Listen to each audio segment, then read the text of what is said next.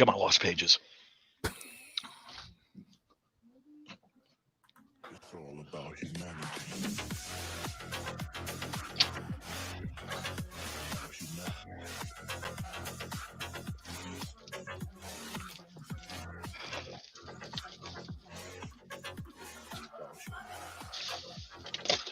It's all about humanity.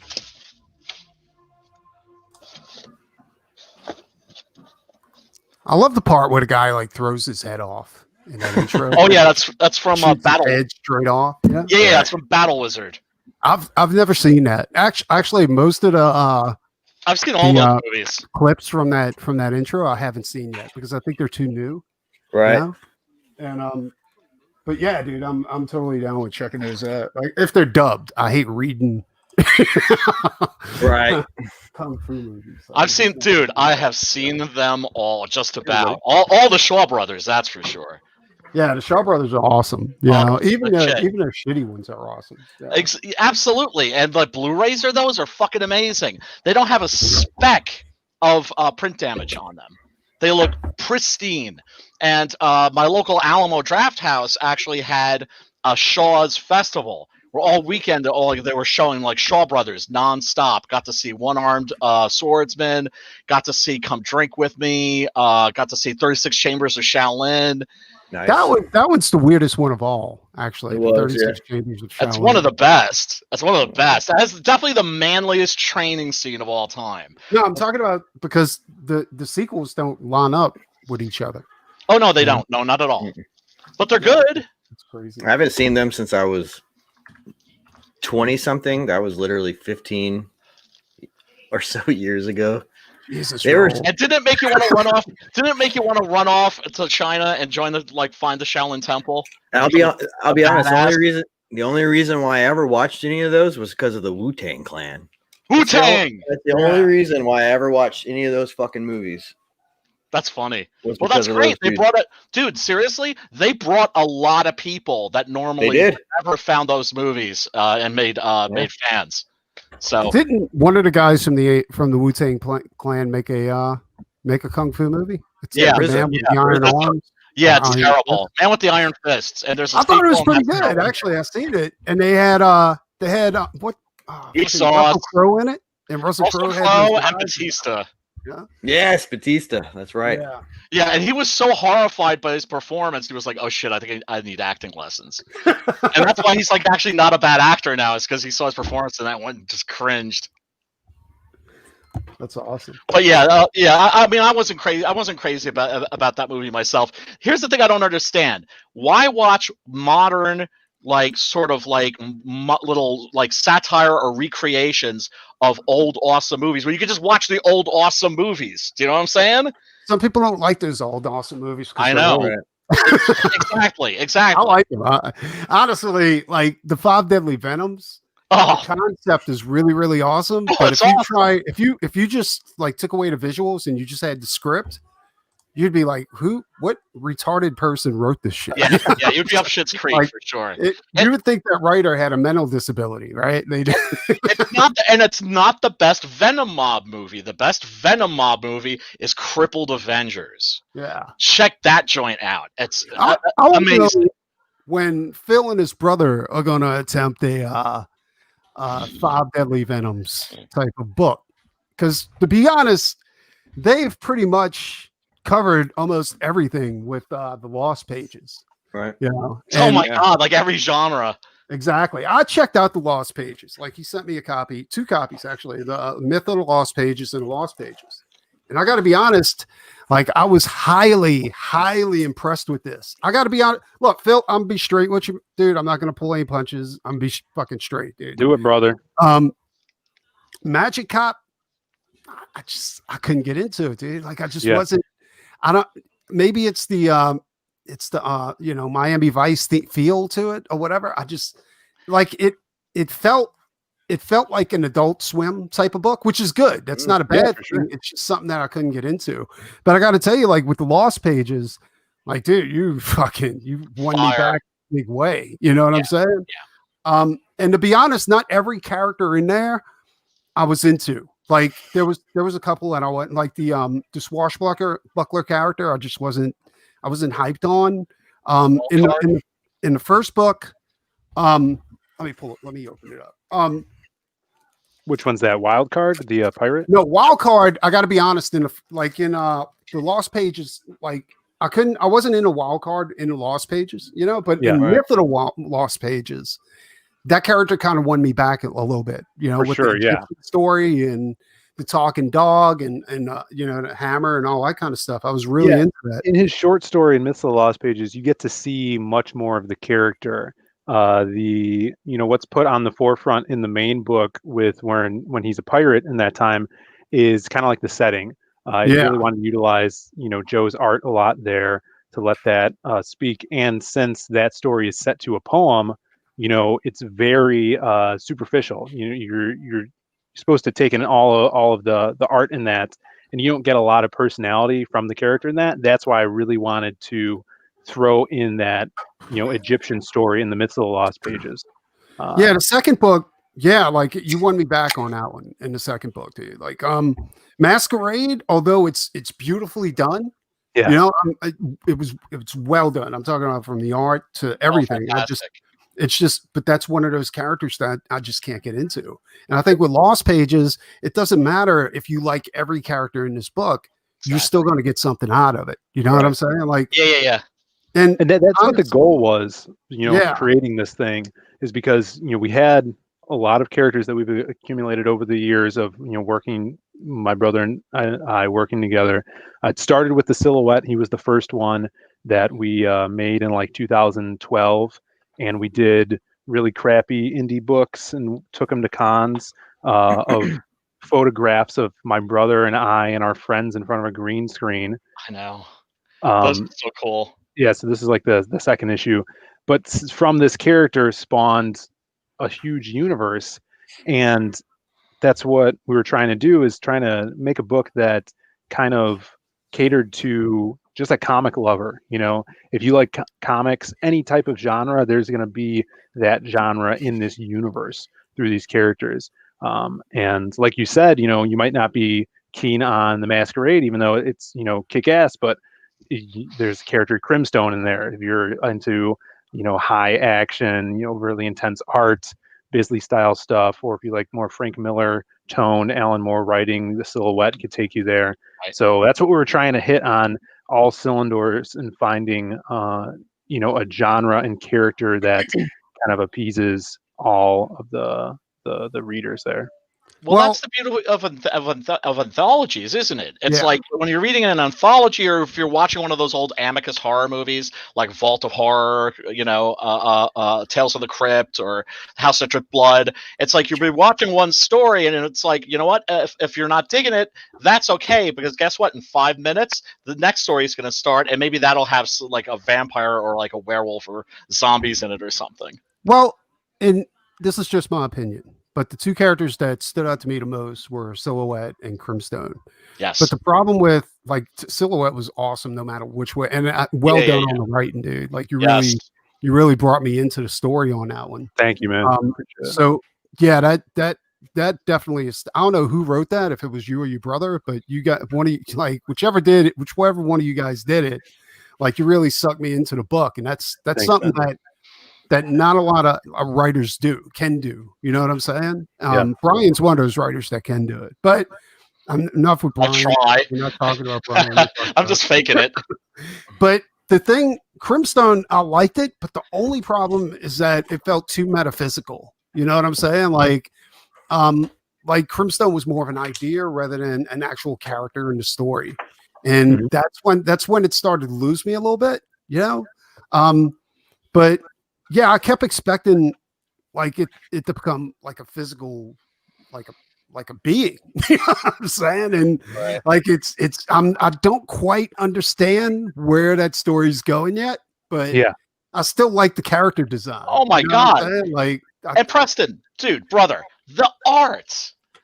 Yeah, the art's good. No, I'm not knocking the art. The art's awesome. Shit, I have to say, I didn't expect this to be my favorite story in the Lost Pages. Not at all. Like the Masquerade, of like, okay, that's like right up my alley, right? Yeah. the pulp shit. And I just really fell in love with Crimstone because of this artist. She's like reminds me of like Robert Crumb. It's like Robert Crumb meets Bisley. Yeah. You think She, so? yeah, and I don't have that opinion, but Yeah, that's why. I said that's why. Why do you think that? Because that's why I said you think so. it just like that's the impression I get. That like that's who she reminds me of. Mostly Robert Crumb. But I think that this, what's her name, Maria Wolf Lopez, somebody that Yeah. you met, I think, on the convention circuit. Mhm. I think that she's got a bright future, man. I can't wait to see what she does next. I think she's good. But I definitely don't. I don't see the Robert Crumb in there. Okay, It's not bad if you do, because Crumb's a great artist. right. But she's definitely motherfucker. What makes me always have to chime in? But Well, here's the she's- thing too. I'm not an artist.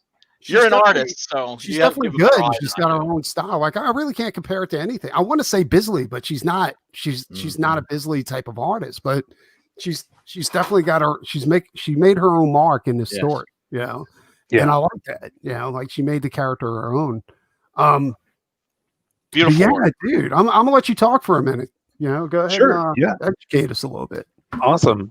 So, yeah, Crimstone was, I mean, I love all the characters, and this is just where they're starting, and they have a lot of room to grow, and I've given them that. Crimstone's a really interesting character because, like you said, it's kind of like a metaphysical thing where he lives inside of her. Now, there's a lot of places we can go with that. You know, there's always been the question of, is Crim to her actually an imaginary friend? Is it an entity? Is it a spirit thing? And the way that I really want to explore that in the future is, you know, do people that she's fighting see this character? I like toying with the idea that he shows up in reflections of surfaces and stuff like that, kind of giving her the super strength that she has, and I really want to explore that in a one shot. And I think from here, we're going to do that in the future. Kind of do spin-offs that collect into story arcs, you know, where so we could explore these characters more and show who they are, kind of some of their backstories, and the villains, because I have a lot of cool villains that I want to explore as well that kind of play off of these specific characters. Ultimately, all of them meeting, coming together, and, you know, kind of to an old-fashioned big event like you'd have in comics, you know, saving the world or the city together. That is one thing I've noticed. Like I don't think there was any villains in this issue, right? I mean, not like Not a specific super villain. Yeah. So in the Myths book, there's more hints of those villain characters. Like in the Masquerade story, in the Myths, there's the Count is a villain. And the thing that I want to explore with the Masquerade is most all of his villains are going to be females. They're kind of like these wacky, eccentric versions, you know, female characters that kind of lend to like Batman 66, you know, very outlandish, stuff like that. And the Masquerade's a really important character to the whole scope of things. Will be, you know, as you guys could see at the end of the story, at the end of the main book, he was kind of a big essential character to this. So there's going to be definitely villains, and that's what I'm really wanting to explore right now for the future of this, is kind of introducing those villains and in these kind of character one shots that I've been working on. I've been plotting out the first one. Well, I think that's cool. I think that's really cool that you were able to pull us all off without introducing any villains, because that makes me really want to look forward to the next Lost Pages to see what villains you actually put in there. In fact, honestly, I'd be cool if you put another book in there where it was all about the villains. You know what I'm saying? Oh, that would be Like sweet. no heroes at all, just fucking, you know. Yeah. Yeah, dude, like it's very, very well done. Hold on, wait, we got somebody else. Fucking this guy. Hey, wake Damn, up. everywhere. I swear to Full God. house. Look at this fucking guy. This fucking guy. No, it's well done, dude. And the extras that came with it, that was badass Oh, too. dude. Like, I'm not even going to attempt to put this together, but it's Yeah, it's, no one will. Okay, so we got the blockhead, we got the masquerade mask, we got this dope bookmark, Yeah. we got this cool postcard, and then we got these cards. Yeah, and The everything best was part is presented the- very, very well. Like I really dig it. Like everything. Yeah, I just don't like was this so one. Surprised because Oh, he hates I didn't the. expect That one- this to happen. This No, one sucks That's ass. the worst The one rest out of of them are- pack, man. Yeah, the rest of them are great though. Goddamn shitty cards. Yeah. That's all dope, man. Seriously, you really get your money's worth. You really hook people up. It makes it makes me like now go shit. Like when I launch the campaign for the next 6 gun, I got to be like, I got to throw some cool crap in there, or people are going to get it and they'll be like, what? All I get is a comic? Well, it makes me think that Phil definitely has a second job. That's what it makes me think. Oh, Yeah. shit. For sure.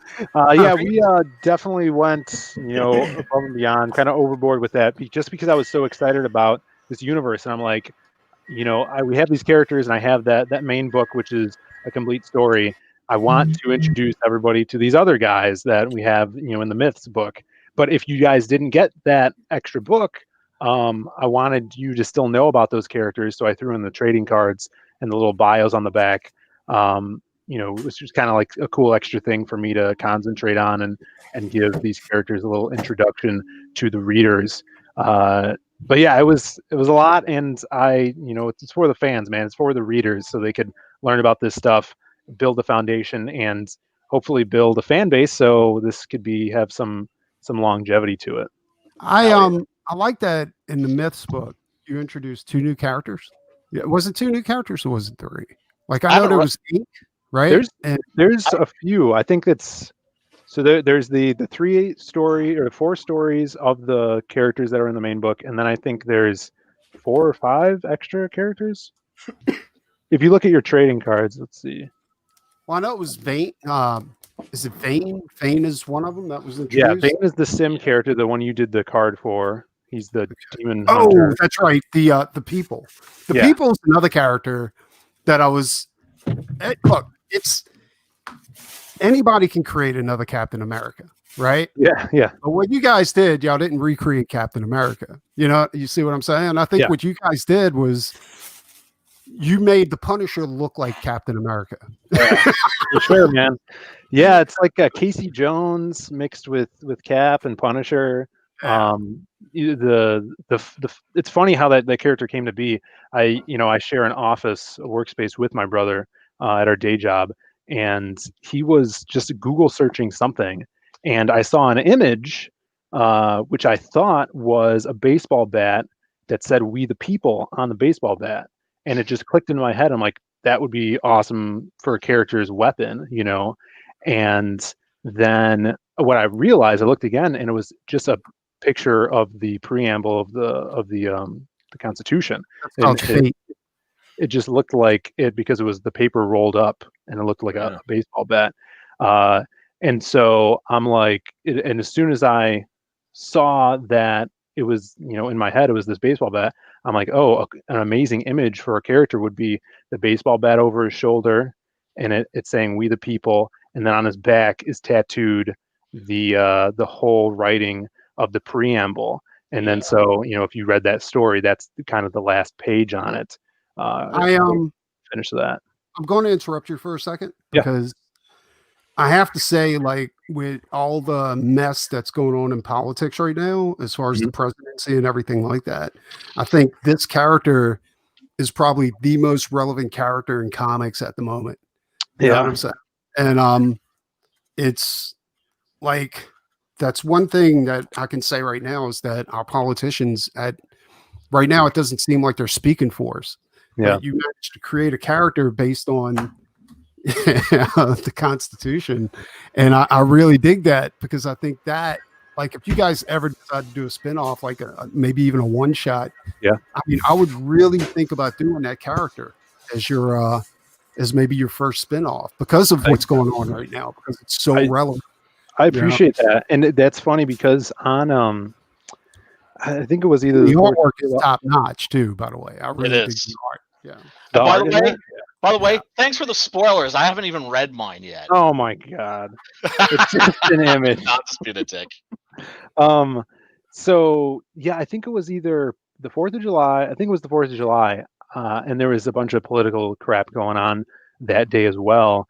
And I tweeted that image out, that cover, and I oh, no, it wasn't political stuff. It was a bunch of crap in CG was going on, and people were Political stuff. but bickering and stuff.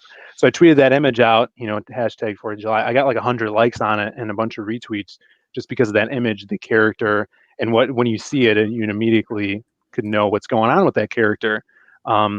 It's really a fun one to write because he's kind of during the day he's a courtroom sketch artist, which I've never really seen that done before. So he's in these courtrooms, he's drawing all these criminals, and then when they get off the hook, they pay their way out of trouble. He goes, and hunts them down and brings justice to them. So I really I would love to do a one shot of that where we could actually see like in his apartment where he has these sketches of all these criminals on his walls. I think that's just a really badass image. Yeah, no, that's super that's one of- clever. Yeah, Super that's one of clever. the characters. Like I really want to know more about Yeah. him, and I really really appreciate the second story for Silhouette. Because for such a simple character, there's so much depth into that. Like when he materializes a gun, I was like, holy shit, he can make guns out of his body. I was like, that's Yeah. fucking awesome, dude. I was like, Oh, you're gonna love what he could do with cars, man. He's got a pretty cool car that we're gonna explore in the future. And that one too, that second story for the Silhouette, in the Myths book, I kind of wrote that. I wrote that before the first Magic Op came out. I was working on this stuff, and I think that was the second story we did for the Lost Pages. If you notice, the same artist that did the Silhouette did the second story for Wildcard, Maxi I did. Gallo. And so we did those pretty close in time to each other. And I wrote that Silhouette one because all of this, crap was going down with, everybody hating police and hating on police. So I don't know if it came across that way, but at the beginning of that story, I wanted it to seem like a police officer was talking and he's being chastised, and everyone thinks he's a monster just because one person, or not one person, but a few bad police officers have done some bad things. And so he takes the brunt of it, and so does all other ones. But then it turns out that it's the Silhouette speaking, and it's kind of an allegory to that stuff. No, I like that. And like I said, another character that's relevant to what's going on right now. And that's, what, a lot of the characters from old Marvel and old DC, the ones that are still around today, were created during like things that were happening. I mean, Captain America was created during World War II or World War One, wasn't he? Luke Cage during the 70s very much represented, Punisher, the Black Panthers. But yeah, like all those, like a lot of those characters were created, especially Kirby, like Kirby's characters were created because of things that were happening around him. He was, even though the guy was chained to his basement, in his basement to do comic pages. Yeah. Like whenever he got out, he was very, aware of what was happening in the world, and he would create characters based on that, with the exception of Thor. Right. I think he was a pagan. I think Kirby. Well, here's the thing. It's like when people talk about politics in comics, politics has always been in comics. Comics have always reflected what's going on in the society, but especially Marvel did. That's what made Marvel comics so much more appealing to me when I was a kid, was the fact that they were set in the real world. So, like, I'll never forget opening a comic and seeing Dr. Doom talking to Henry Kissinger and Jimmy Carter. Right? It was so much cooler than the DC comics, which were just like in their own universe. Well, the difference, and I think this is where modern comics loses sight of what they're doing. Is there's a difference between using comics as a soapbox and then using comics to comment on things that are happening. You see what I'm saying? And I think that's where Zaid Comics made a perfect transition. with your books and your stories. Like you guys, like you were doing commentary on social events rather than saying you have to believe this. You see what I'm saying? Yeah. And I think that's why the people and silhouette stood out to me so much, because it was, and even in a small way, maybe even Crimstone, because of all the stuff that like she was going through, Right. and I really dug that too, because it was an honest look at a character instead And of being I like, think that kind of makes a solid character. You're a big thing when I learned about writing and writing comics is you got to latch onto a theme that your audience is going to relate to, right? And it makes Yeah. those characters feel visceral. It makes them feel real. So, having a character, Crimstone started way back when we first came up with the character. It was going to be like a 6'2" black guy that had this monster in his head, how dare you?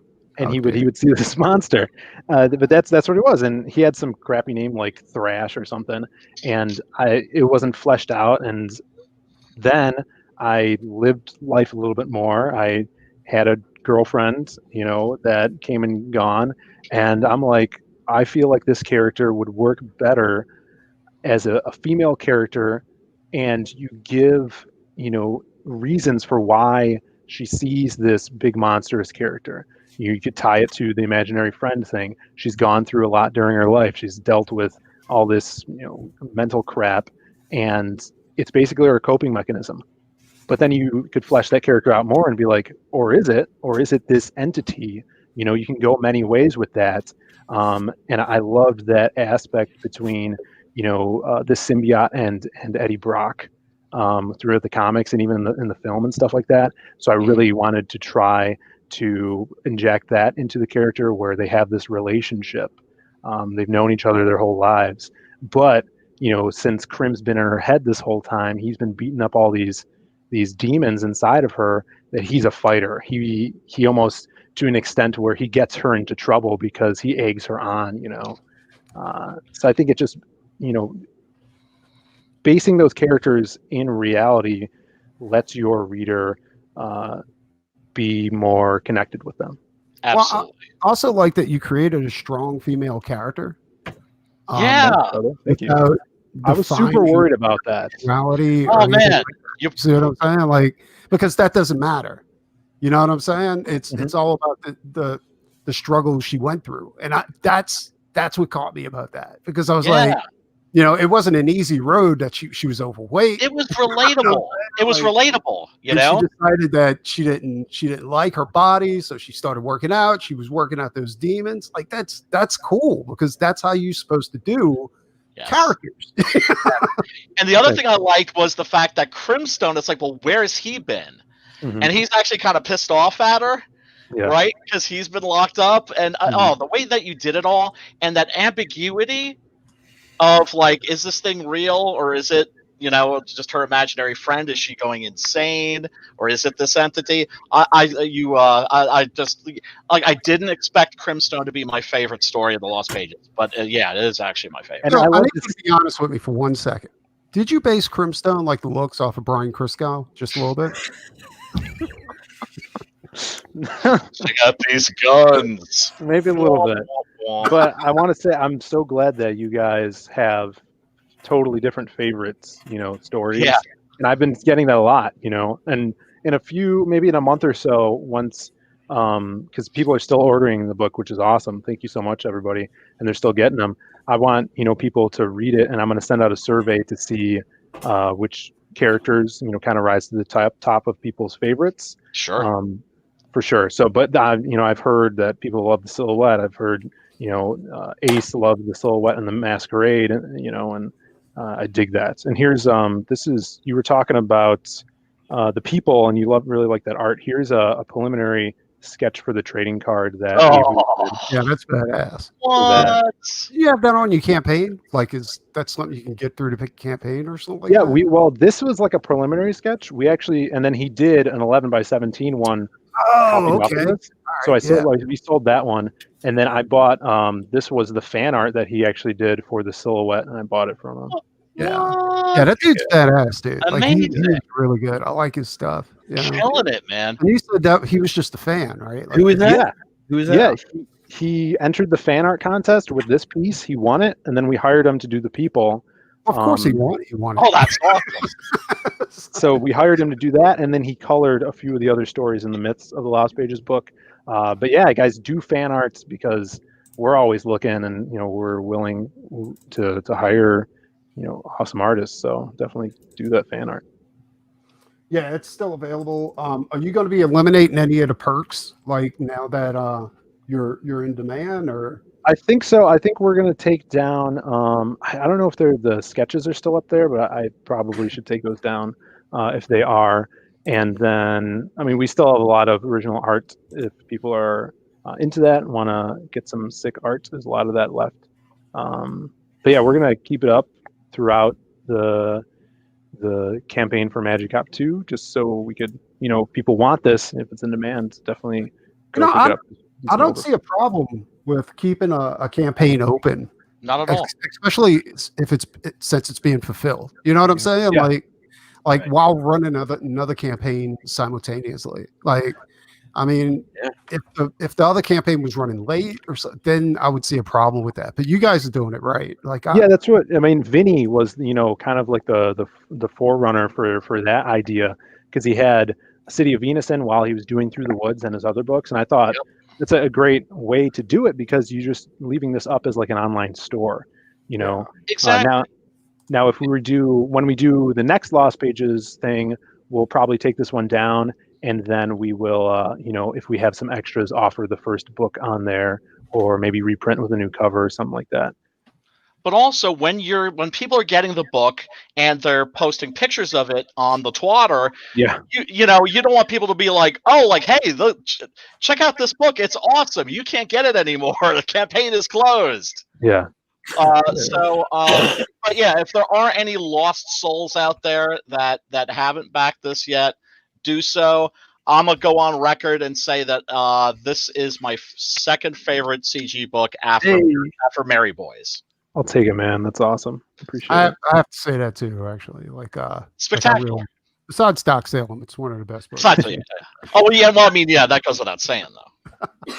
No, seriously, I was really surprised how much I liked it. You know what I'm saying? Like, it was. Thank you, man. Because I knew you guys had got some good artists to work on it, but I wasn't sure about this. I wasn't sure about the storytelling because it's easy to hire good artists to go ahead and make your stuff look good. Yeah, and that's the thing is, being a writer, it's hard to gauge if your audience, likes your stuff before you put anything out there, because it's not a visual thing that you could post up online and be like, hey, look at my pencils and inks, and then people, you get like 100 likes on it or whatever, then you're good. But that was the thing. Writing harder than because here's the thing: like, to be a comic book writer, you not only have to be good at writing, you also have to have a eye for talent to go ahead and put your work out there. You know what I'm saying? Like, truth. I mean, who was it? I think it was Malibu when they did the Ultraverse. They hired top talent to write their books, but they never hired top artists to go ahead and put those scripts to paper. And it failed. It failed miserably, and and you guys, like, you got a good eye for talent to go ahead and to get your work out there. Certainly do, man. Certainly do. Yeah. I would say, like Anthony Figueroa. Yeah. I would say Phil. I would say Phil is one of the people that I look up to in terms of how well he got his intellectual properties out. Oh my God! Thanks, man. And because you have 5 or 6 out. Well, I mean, in that book, there's you could spin those characters off into their own IPs, right? Right. So we'll just say 5 or 6. The argument. And you started that with a couple previous, or 9, but it's very good. And I really enjoy Brian and his attitude, and Phil. What the heck? Yeah, what the hell? What's going on? That's a hell of a effect. Say something. But anyway, we're gonna have my aliens or something. I was, yeah, Yeah. it would be cool to get from Brian and Phil specifically with what they're able to do, and even Anthony, because he came out of nowhere. To be fucking quite honest with you, The book looks sweet. God's hand looks sweet. And the fact that I told him this before, or excuse me, we had this discussion before. He had an idea and he was able to produce it in 6 months, I think, or less. And not to say Phil did the same thing, but the way you guys are, and Preston, but he's just the guys here. You guys are extremely, very good. You guys are good at getting product out, I guess is a way to put it. And I congratulate you all because this. Thanks, brother. Yeah, well, Phil, specifically with you getting 5 or 6 you had like 3 or 4 different artists and 2 or 3 different writers, right? Yeah. So Well, that's like 7 fucking people. I've Exactly. I do all the writing. I don't know if I've written all of Magic Cop, and every story in the Lost Pages is written by me. So the only writer at Zaid Comics is me. Oh, okay. But, Your brother's from here too, though. Like, what is his contribution to the? So he did a story in the Myths book as a artist, and he also does all the art on Magic Cop. He's also, I mean, he gets a co-creator credit on all the characters because, he's helped me create the characters as well. I mean, I'm always bouncing ideas off of him, so. But like you look at Preston, right? Preston's all about getting IPs out there. Yeah. You got 9 IPs out in like one launch and one campaign. I'll be honest. Like, if you were to take these IPs and spin them in each into their own individual, dude, you're looking at. I mean, Zaid could be a really like you've set a foundation. You really have. You set a foundation. Real shot. Yeah, that was really the goal because we're like, okay, we didn't even have a title for this universe yet, before it became the Lost Pages, because it all started with the silhouette. And like I said, the characters spun out from there. Wildcard interacts with him, everybody. So I'm like, I told my brother, I'm like, we have this universe basically, and I want people to know about these characters, but it's going to take years to set a foundation for each character. You do a silhouette story arc, and then next year you do a wild card. And I'm like, I don't want to waste that time. So this was like the eureka moment of Tetrising all these, IPs and characters together into one book, kind of using that hobo storytelling aspect to do so. And now, luckily it worked out, and then everybody knows of these characters, which is kind of cool. Now we have that foundation you're talking about. I also got to give props to the wraparound story because that very often gets ignored in anthologies, and the wraparound story was fantastic. It pulled everything together nicely and created a real sense of mystery and awe. Even we will be seeing the hobo more, so he's definitely going to be a mainstay character. I hope other creators follow your method, Eddie. Preston, why didn't we think of this? Eddie's here. My book has at least 6 different artists. Eddie, how are you, brother? I'm good, man. What up, Eddie? How you doing, Phil? How you doing, Brian, Anthony, Jay? Up, brother. What's happening, Eddie?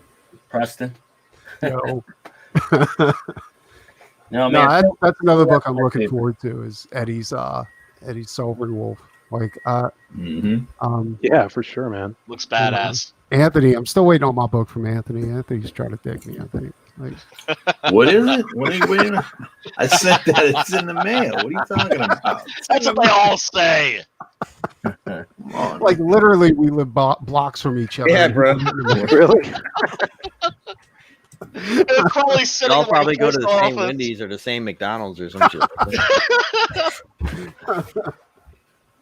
He sent me the what was it? The test copy. The proof. Yeah. The one that could've they walked put in on. no envelope. Oh, misspellings Backboard, and just shit. stick it in there. Here, take this. There's some Be stapled quiet. together like copies, like from like a Xerox photocopier. Nah, I've seen Anthony's book, the previews to it, and there's a reason why Top Kyle came sniffing around Anthony's door Yeah, bro. before in the past. He said, Did "Yeah, they that's push funny." Yeah. anything underneath your door, like a letter? Did they do any of that? No, Like, I really want you to work for me. Type letter? It's a great looking no, book, basically, man. What are no. we looking at here? Damn. So Avery Butterworth back in May, he had done some. I think he did like a small piece he drew or he colored something, Yep. and I reached out and I was like, "Hey man, that looks pretty badass. Would you be willing to do a pinup?"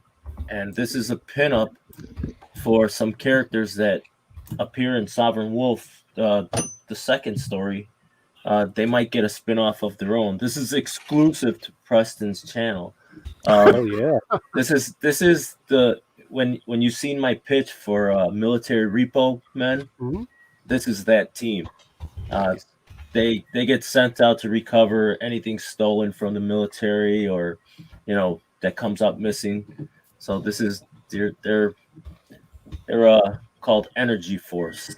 So I'm gonna have to get that dude on the channel just to.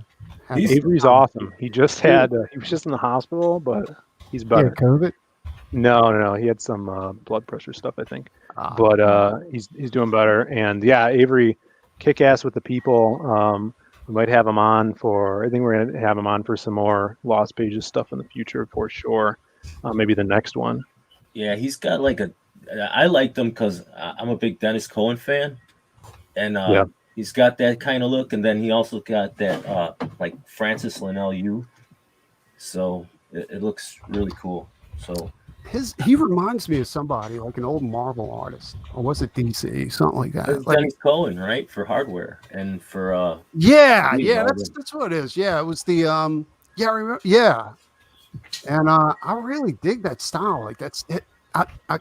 I don't know, dude. Like it's rough, something that's but it lost. looks really cool, Dude, I think that style got lost with the invention of a house style. You know what I'm saying? Like, Yeah. His stuff is gritty, man. Like especially if you let him color his own stuff, it is grit, and that's what we got on the people. He was coloring himself, and it's just so real, and you could see the I would keep dirt that on the dude on skin there of too. people. Like, Kick ass. definitely keep him on the people. Yeah. Is that him? Ed? Yeah, he colored this also. Or you know what? I'm Yeah. sorry. This is Dijo Lima colored this. But I was playing with the colors. I didn't know if I was Okay, because I was about to say maybe you should stick to like just. black and white. Stupid. Nah. That's enough.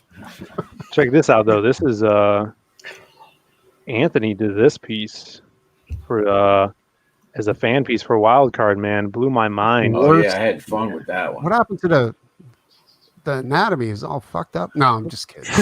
That's what I'm saying. What is that? His cock? What is that? Jesus Christ! No, Anthony's badass. Like Anthony Yeah, does. I had some a lot cool- of fun with Actually, that. I got to do me and Anthony are competing right now for Sovereign Are Wolves. we?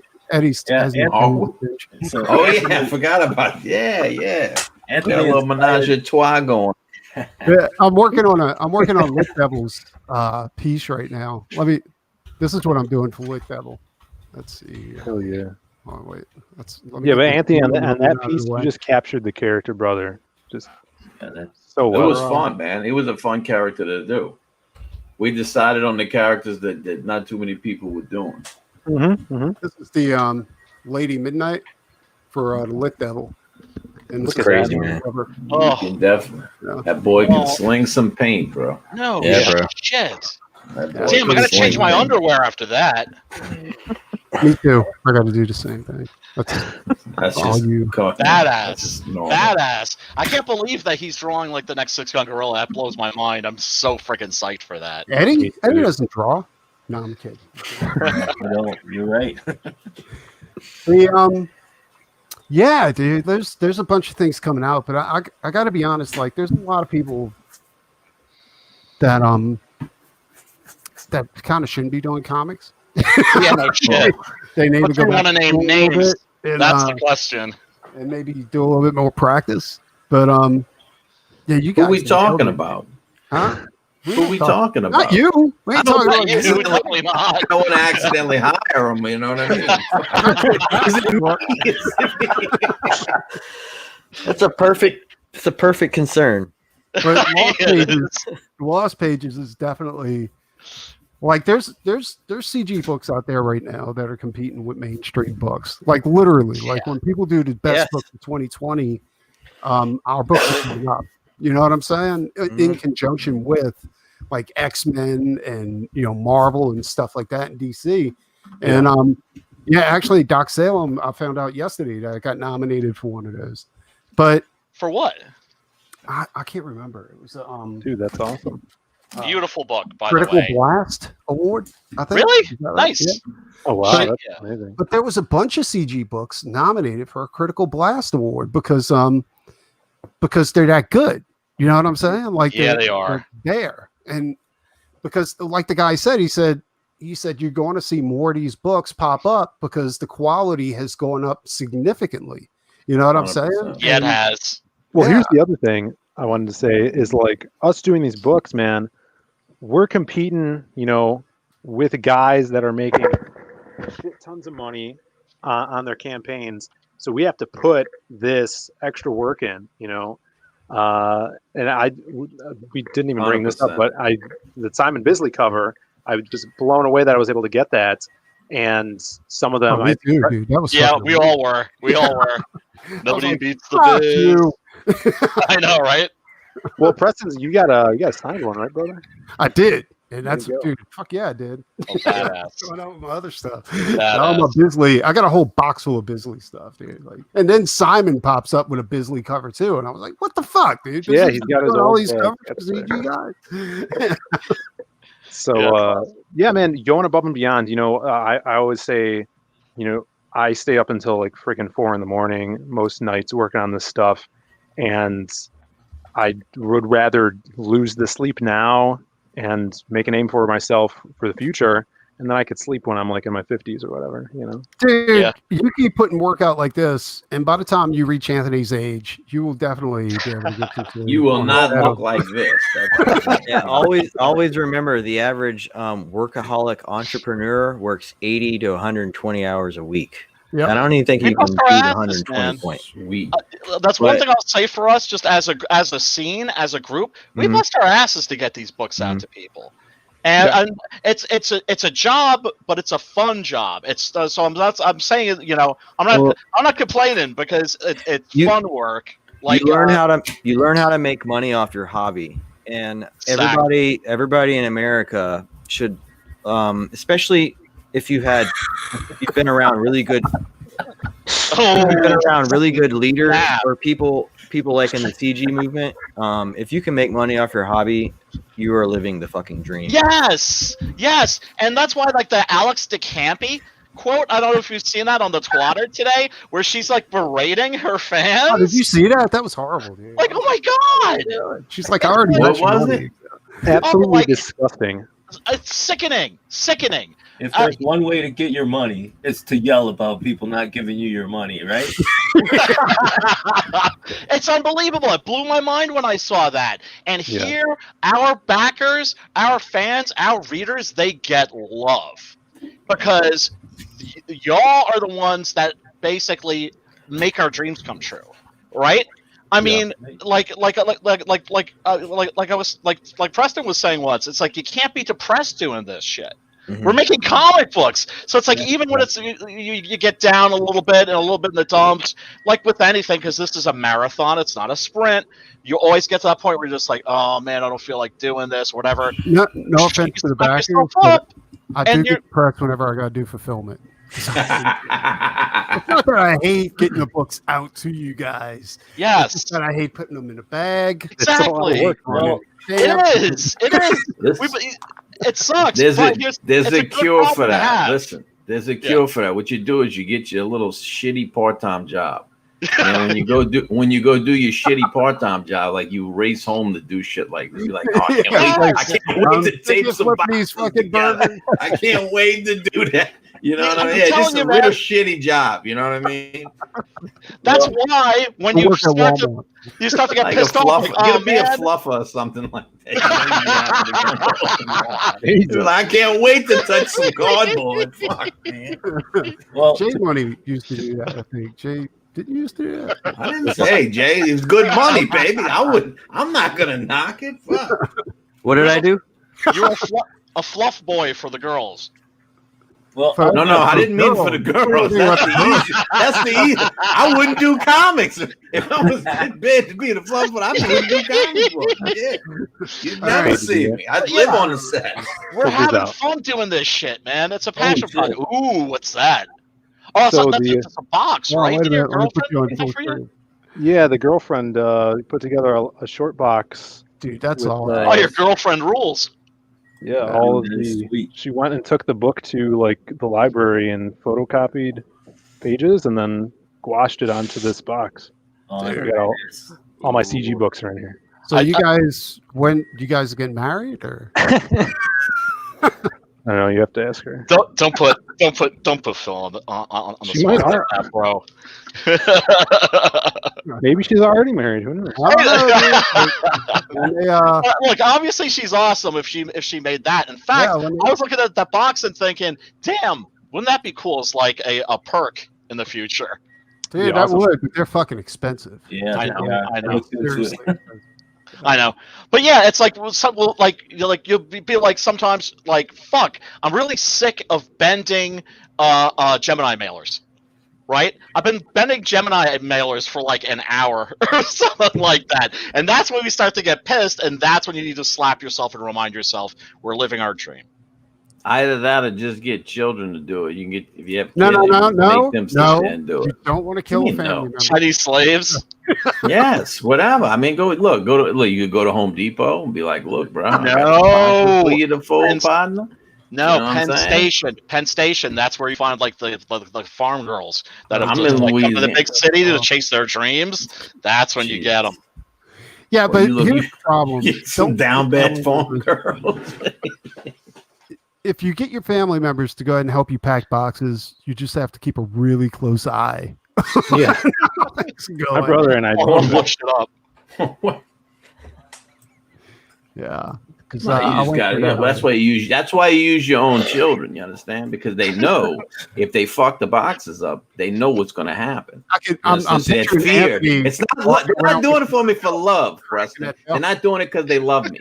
They're doing it because they scared to death. If they don't do it, bro, they're gonna get. That's all. Oh, Who needs a whipping? fellas, I'm sorry, I got to peace out. But Phil, once again, congratulations on the Lost Pages. Thanks, It's man. fantastic. Everybody seems to love it. And if there's any fools out there, don't be a winner, not a wiener. And back the Lost Pages. All right. Much love, Preston. Much love, Anthony. Much love, J Money. Much love, All right, Brian. Good Eddie. to see you again, brother. All right. Take it easy, dude. Peace, love, and Amen. soul, everybody. Peace. Good night. Oh, awesome! What you got here? I was gonna show It's you. about- Ryan was talking about getting tired of folding Gemini mailers. I looked into this. You can put all kinds of Edwin.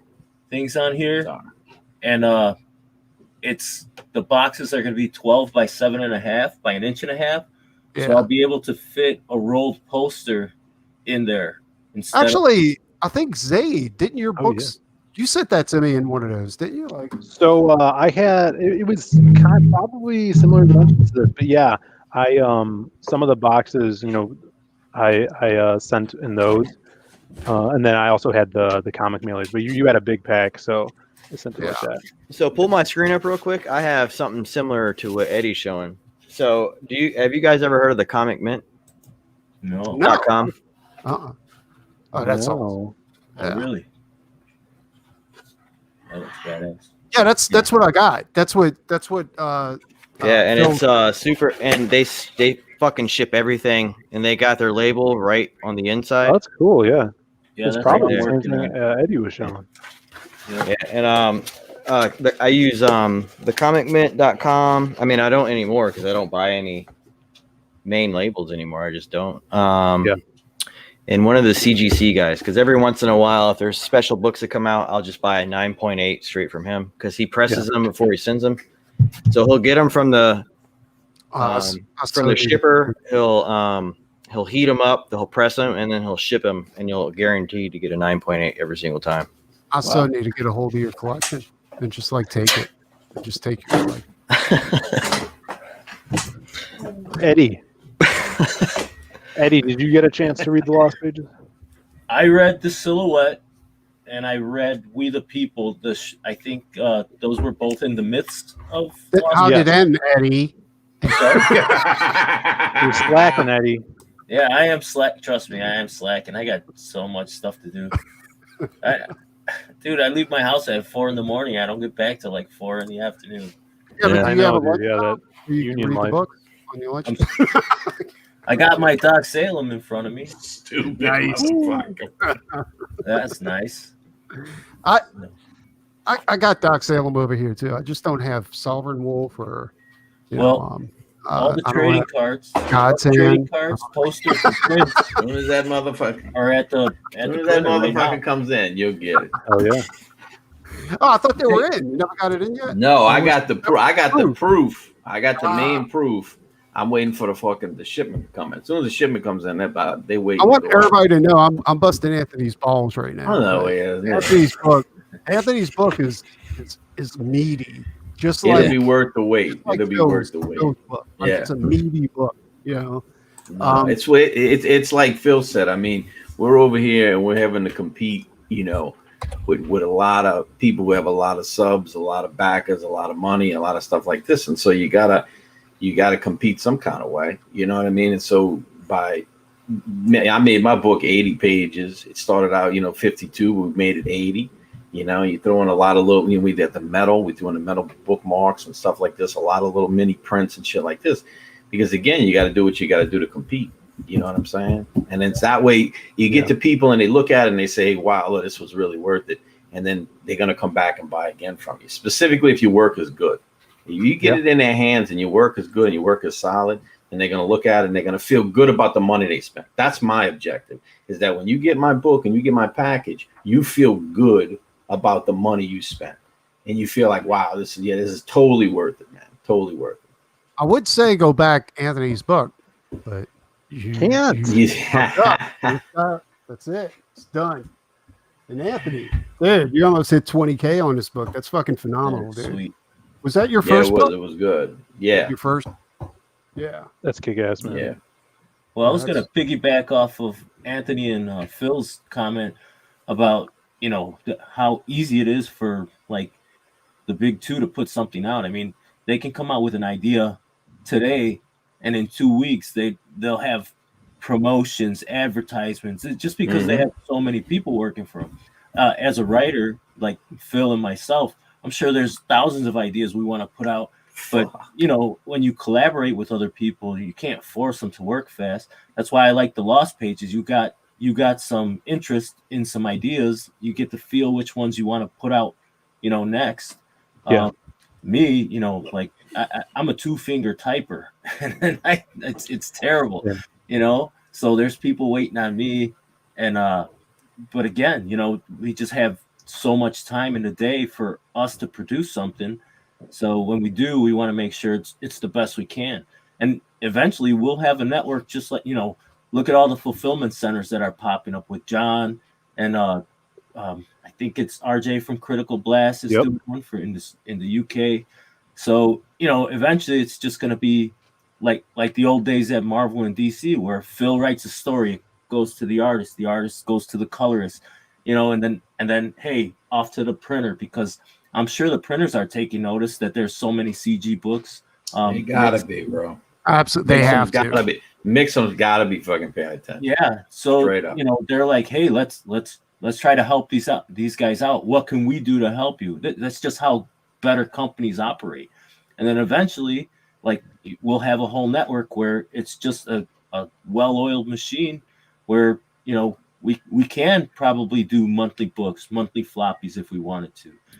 I mean, that's not my goal, right off the bat. I will have floppies, but probably not monthly. Well, I'm looking forward to a better distribution system. And I also follow the same philosophy that Phil follows, as far as like with Salem, although there was like a subplot in there, but the overall story was told in the first book. So it wasn't a cliffhanger where you had to wait for 6 to 8 months for it to come in. That's how like God's End is, right? Yeah, he's completely right about that. Like these books don't, it's got to, if you're going to put out a graphic novel, it has to read like a graphic novel. 100%. You can't read like a 1,000% on that. I agree. 1,000%. Especially the way we're doing it, right? And like you said, you don't want to wait another 6 months for what happens after the cliffhanger, right? Correct. That's how I wrote Magic Cop. That's how I did the Lost Pages, and that's how I'm going to do the stuff going forward as well. Even when I do the spin-offs for these characters, it's going to overarch into a bigger picture, but they're going to be self-contained things where you're satisfied. There's got to be clear. You have to offer them some closure to what's going on. Yeah, because there's no telling if you're going to have to put out another issue of that. That's why it's so That's why that's why the book really blew up in pages, is because it was like, okay, you got 52, and I'm trying to tie, and again, I'm trying to write it in a way that there's a story here. Here's the conflict. I'm trying to resolve conflict while I'm introducing, like you're saying, subplots, so that at the end you get the resolution to the main conflict. But by getting that resolution, you have now opened up more questions. But the resolution's there. But it's like, it's hard to cram that shit, specifically whenever you used to kind of doing floppy mentality where you're like, okay, 22, 25, got to set a cliff, got to set a cliff, got to set a cliff. Now it's like, no, you need to do this. You need to put it all in there so that at the end, there's this closure moment to where the reader goes, okay, cool. I got that Jones itched. I got that done. But now you're leaving me going, well, wow, this is open now. This is open now. And that's open now. And then they can wonder about all that stuff, but not feel like, well, what happened with the main fucking story? You know what I mean? And it's been different, altering or adjusting to that, to cramming all that. I think, honestly, man, from now on, I really think that, me and Marcus talked about it, and it's like, I think all my books are going to be 60 pages, man. That's what I'm saying too. Like, I think it's like, bro, you 25, get the 60 out, bro, and it's, you know what I mean? And it's like, and I think people feel good about, I think they feel better paying that 25 for a 60. I just think they do. No, I think you're right. Like the look, I'm not putting out a book that's under 48 pages. You know what I'm saying? I feel, in fact, under 52 pages. It's just not 100%. You know what I'm saying? Like 100%. And I wanted, like, there's, like I said, there's a subplot, and it gives you a hint that there may be more. But all in all, you get a full meal out of that story. Like, you're content, And that's one thing. Like when I heard Phil say that, I heard him say that on another stream. I think it wasn't my stream; it was somebody else's, and I was like, "That, like that makes sense." Mm-hmm. So and I'm glad that we're all following that philosophy, except for Eddie. What am I not doing? I'm trying. I 50 pages, the main story. That's good. And you're putting on a lot, man. But no, I think, especially, this came up a while ago with my girlfriend, and she reads novels, right? She's a huge Stephen King fan.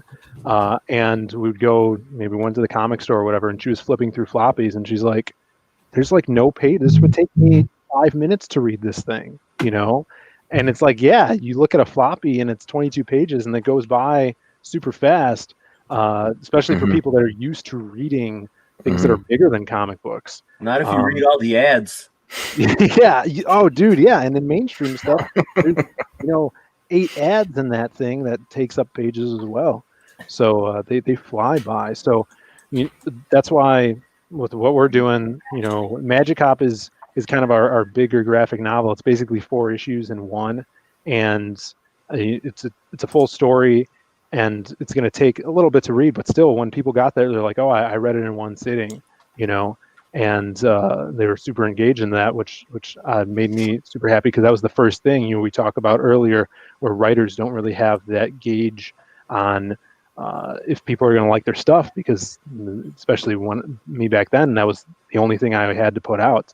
And so when you put that you first can be a project fantastic writer, but if you don't have an eye for talent, like somebody to actually, translate your work into something that a comic book reader can consume, then you're going to be up shit's creek, dude.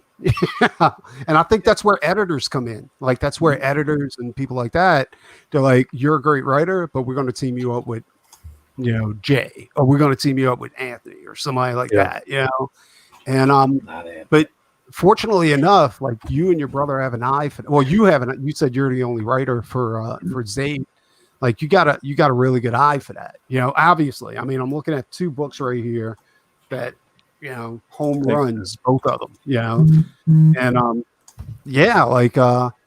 that's you're very fortunate when it comes to that, because I know a couple of writers in CG right now that don't have an eye for that.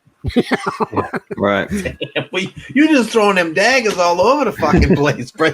Damn you ain't let me know. You ain't let me know what's throwing them at, though, bro. Is it me? Is it me? I'll talk to you. I'll talk to you after. But man, like it's so CG, and what we're doing here is such a fertile place for comics and creators and writers, man.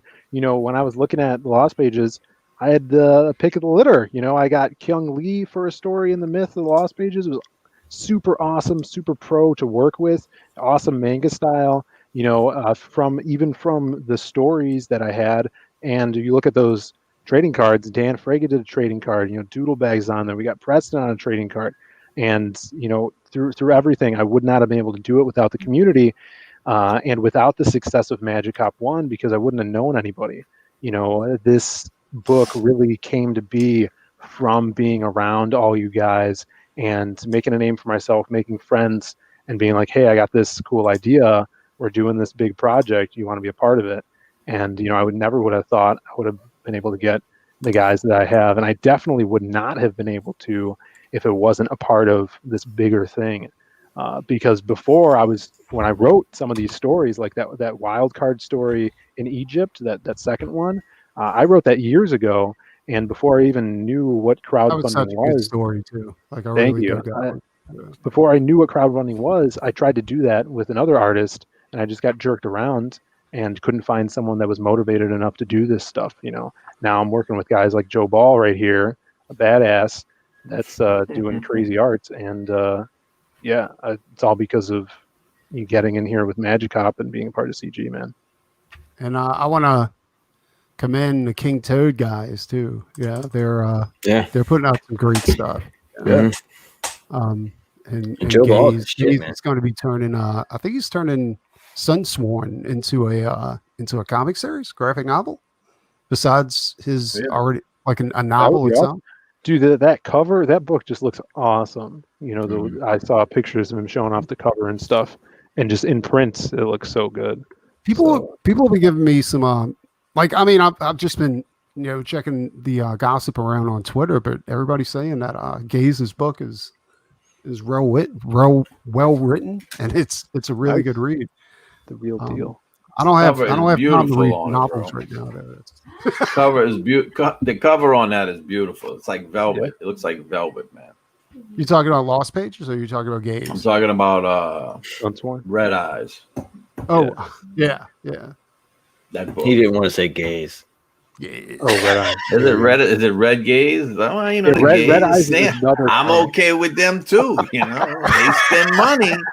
They spend money. Wait a minute. Are you saying you don't like the Gaze? Let me put it like this: I advertise in the pink pages, baby. You didn't think I knew about that, did you? I don't give a fuck. If the pink equals green, it's all good to me, man. I'm very progressive in that way. I was talking to a mutual friend the other day, and Tim Lottie. We all got to get together here. I didn't realize how many local guys that we have in this community. We should, man. We should. See the gays community. I'm not done. Look, I'm all there, baby. Yeah. He doesn't care. He doesn't care if it's the red gaze, the green gaze. I like the green gaze. I like the gaze that spin the green, man.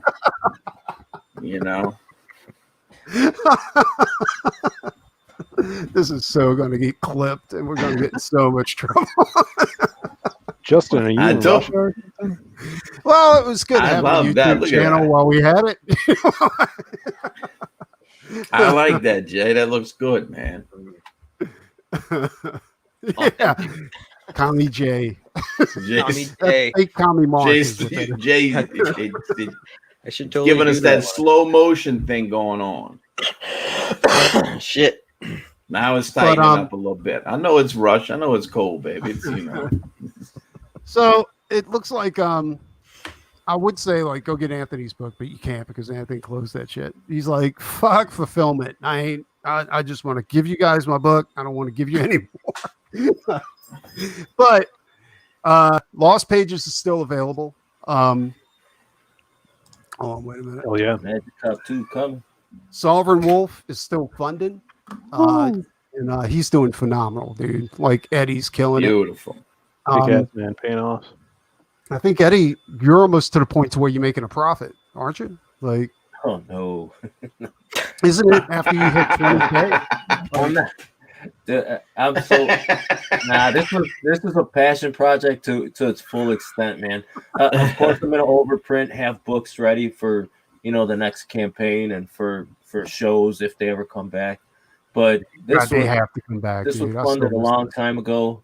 I mean, the book is over 100 pages. It's almost entire. I only do the writing, so it's just entirely done by everybody else, all contractors.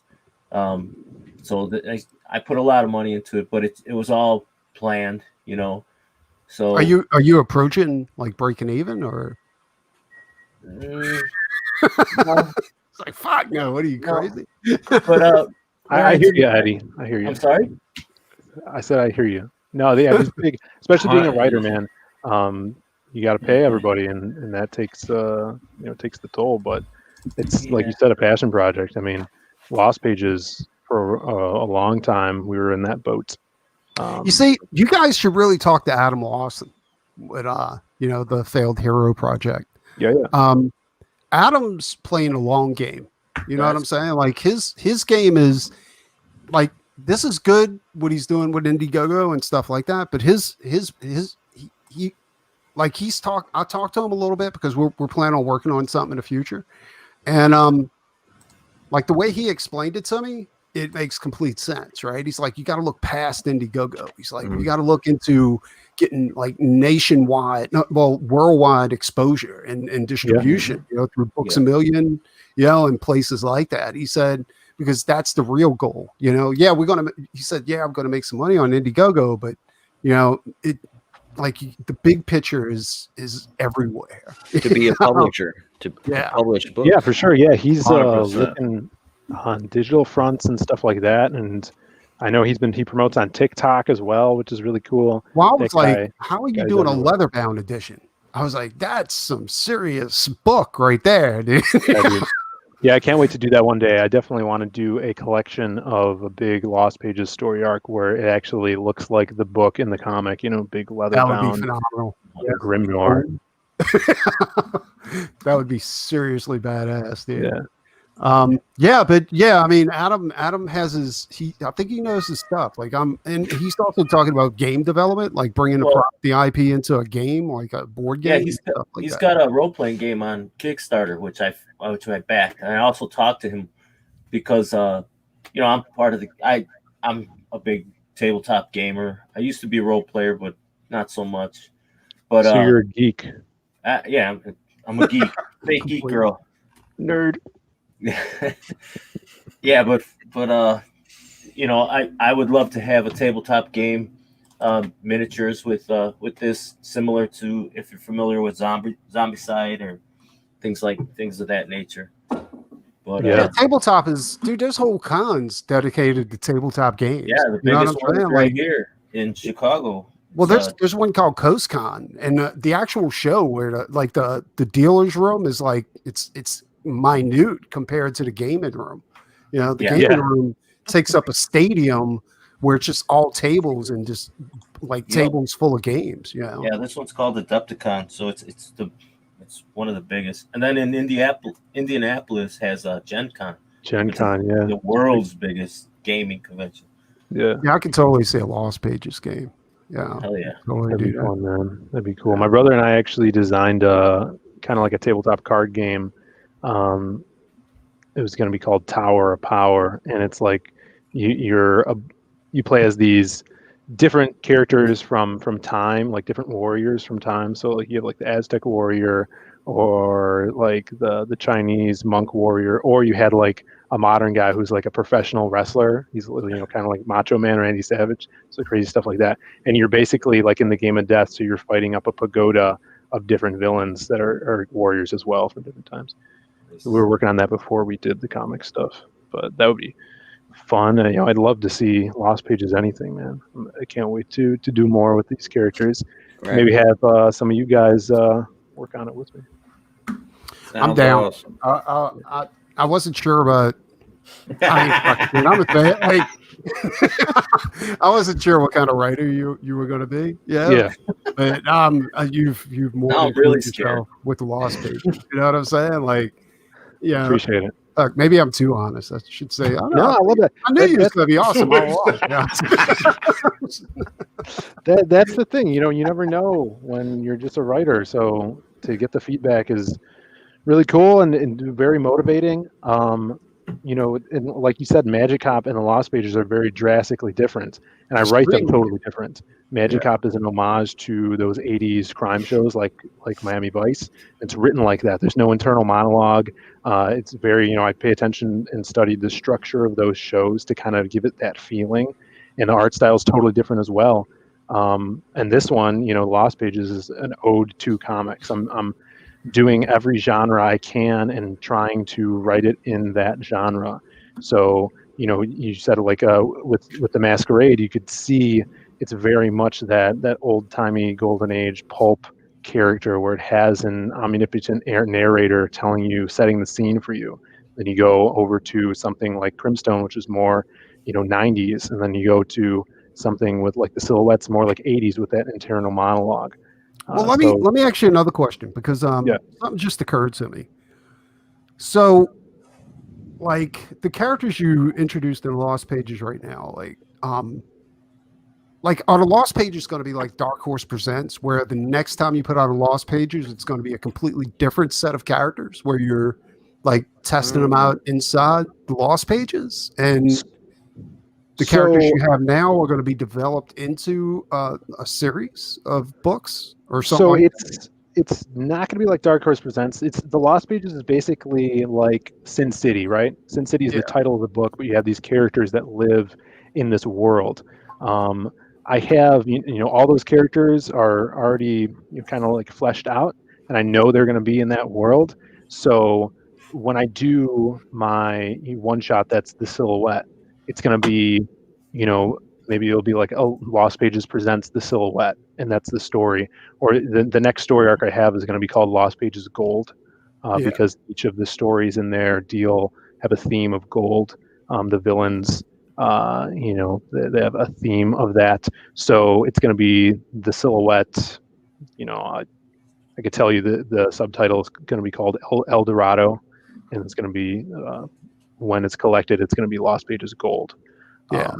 So that's the world of it, and there's room to, of course, introduce new characters. But right now, we have so much that we already know where it's going. Yeah, you don't want to overload yourself. Right. Just kind of develop the properties you have. I totally get that, dude, and I'm totally down with it. You know what? We're going to go ahead and end this, and you guys hang out if you feel like it. And we'll talk about Anthony and Brian. Well, Anthony's here. We won't talk about Anthony. We'll talk about Brian. Talk about Brian. There we go. You can talk about me. Fuck, man. I'll join in. Gays. We'll talk about the gays. Yeah. Justin, thanks for doing this, man. It was a lot of fun. I'm glad we had a bunch of other guys to hang out with too. Yeah, you're right, man. It's always a blast. But you were the queen of the prom on this one, dude. Thank you. Yeah, check out. I hate to say that while we're talking about queen. We also have the next book we're doing is the sequel to Magic Cop. And that's Magic Cop 2. It's called White Lines. And the first time we explored mermaid prostitutes, and this time we're exploring drugs. So pixie Cocaine? dust is the big drug on the Cocaine. street of Magic Ops now, or on the street of Magic Op now, and it's That making sounds interesting, actually. Like it's making like the pixie junkies. dust or something like that, or What's that? like pixie dust. Like Yeah, as yeah, far as- the drug's called pixie dust. You know, people are snorting it and they're getting magical powers. So Are you being serious? Because that Yeah. sounds awesome. yeah, that's what it is. It's called Magic Op 2 White Lines, and they got to track down a criminal that's making this new pixie dust and giving people powers. That's dope. And I want to let everybody know, Doc Salem is in demand. And Hell it's, yeah. it's badass. At least that's what I've heard. So you guys check that out. The link is in the description. Also, the link is in the description for Lost Pages. Thank you. I'm going to, well, I'm not going to do anything for Anthony because he closed his fucking campaign. Oh my god. Go ahead and put One of them things. up there. Hey, Anthony, I got a question for you though. Like, are you planning on doing another Godsend? Are you going to be doing? Are you going to be working on something else? We got I got a project coming out called Justice City Chronicles. That'll come out as soon as the books come in, and I start mailing them out. Because because me and Marcus talked about it, and we were like, we just didn't think it was right to start promoting a book until we fulfilled this campaign. And so once the books start going out and people start getting them, then we'll start campaigning for Justice City Chronicles. Now, most of the artwork is going to be about. It's kind of it's like a man. I'm telling you, Marcus wrote it, right? It's his creation, and I love it because it's kind of like a mix between. I swear to you, it's a mix between like G.I. Joe, Gundam, Star Wars, Jesus Christ, Street Fighter. Like Brian, it's like it's all crammed together in this kind of fantasy world. It's definitely like a fantasy RPG, Dungeons and Dragons kind of set, Warhammer kind of set world, man. But it's killer, dude. And it's the characters in it. It's just this whole story about he creates this world, and it's this idea what happens. There's this war that happens. There's these heroes that come up from this war, and then after the war, they start an academy called the Praetorian Academy, and they create, essentially these soldiers. Dude, that sounds badass. Like essentially become so it's kind of like imagine if the Jedi were like, look, we're gonna create Jedi, and then we're gonna basically rent them out to other planets. And they're just going to live there. They're going to stay on that planet, and we're going to rent them out to you, basically. But we're the only ones. Like Coruscant's like, look, we're the only ones who can make Jedi's, though. Yeah, you follow what I'm saying? And so it's kind of like that. Other countries, it's got a Roman feel to it as well, and so it's got all those elements, and it was something we did, and then we put it together, and we remastered it, recolored it, he added a bunch of dialogue to it. We're going to add in like a prologue and an epilogue, add in some new covers and stuff like that. How much do you have done on it so far? Probably 75% of it's done. Get the fuck out of here! Are you serious? Wow. Yeah, it's 75% is done. Like I said, we got a little bit of epilogue, a little bit of prologue, and some covers to kind of finish up. Yeah. Some sketch cards, just kind of almost most of the promo stuff, man. But once it drops, I'm telling you, by the time it finishes funding, it'll be ready to fucking go to print. That'll be one of the ones that'll roll out pretty quick. You want to do you want to do a release party on the show? We'll have everybody. Sure. Fuck yeah. Fuck yeah. I'm gonna get next week. What I want to do is as I talk to him tonight, he's finishing up, but I want to get Marcus on here so he can start kind of because it's his fucking project. You know what I mean? Yeah, definitely. I want to get him on here. Because again, it's him and I doing Wolfpack Comics, and it's like, I want to get him on. He's the writer, man, and I want to get him on here, and I want to get him moving because just like he'll fall in the same category as Eddie and Phil, because he's a writer, and it's like great. There's only so much I can fucking do. There's only so many things I can draw. You know what I mean? Like that's the problem too. So he'll be out there too doing the same thing, going, man. He'll need people to draw because he's got tons of ideas, tons of stories. So. It'll definitely be another to me another layer that's going to add some more talent and some more depth to CG's roster. All right. Now, Eddie, Are you jealous that? Are you pissed off at Anthony because his comic company is called Wolfpack? No, not at all. I love it. I love it. No, I'm just fucking with you. Talk to us, Eddie. What's up, dude? Got something to push, Eddie? Sovereign Wolf. It's down to the last 14 days in the live campaign. Things are going to print. People are waiting on me for the print file to get ready. But I spoke with Mixum, and they gave me a date, which I know I can meet, to get the print file to them. And they assured me that books will be here. Who you dealing with over there, Eddie? I'm sorry? Who you dealing with over there? As far as Mixum? Yeah. Who's your contact? I spoke to a guy. What was his name?